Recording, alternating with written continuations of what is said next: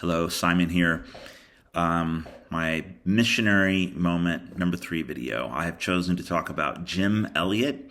Actually, Jim and Elizabeth Elliot, who are a 20th century missionary couple.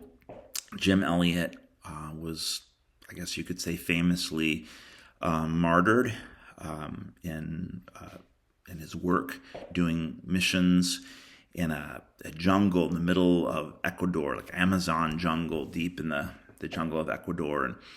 And anyways, the thing that kind of got my attention about Jim Elliot, I recently discovered that he was actually born and raised in Portland, Oregon, which is where I'm at now. So that was kind of cool and kind of got me more interested to read a bit more about him. 1927, he was born. He went to Wheaton College and graduated in the fall of 1945 with a degree in Bible and did really well.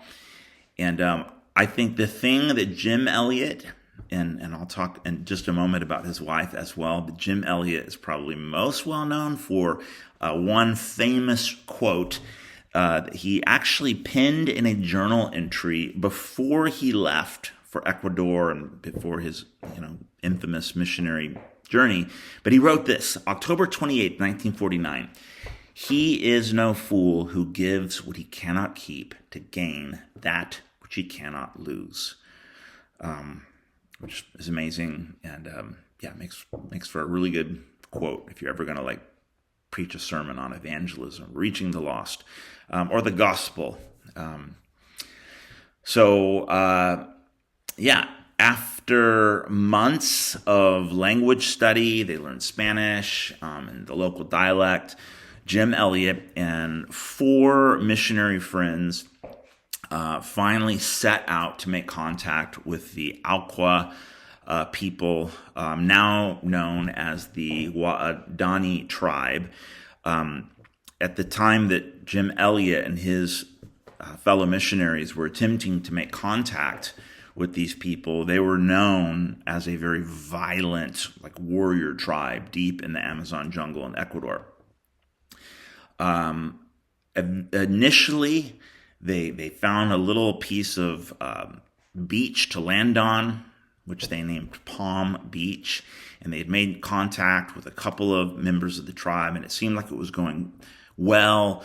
It was positive, and then not so well.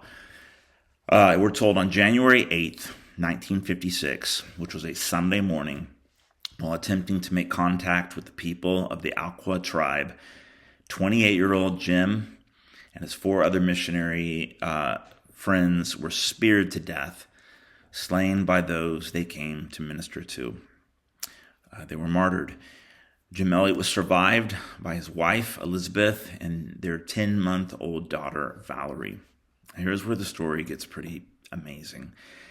2 years later, they were on a plane back to Ecuador, Elizabeth and Valerie, and Rachel Saint, who was the sister of Nate Saint, one of Jim Elliot's fellow martyrs, to make contact with the people there, the tribe that actually murdered her husband, Valerie's father, and Rachel's brother. They traveled back into the jungle to live with and minister to the Waodani people, including some of the very same men who killed these men that they loved. Elizabeth Elliot wrote this in one of her books that she wrote later on after her time with those people and the incredible things that God did as they ministered to the very people that killed her husband. She said this, "The deepest things that I've learned in my own life have come from the deepest suffering, and out of the deepest waters and the hottest fires have come the deepest things I know about God."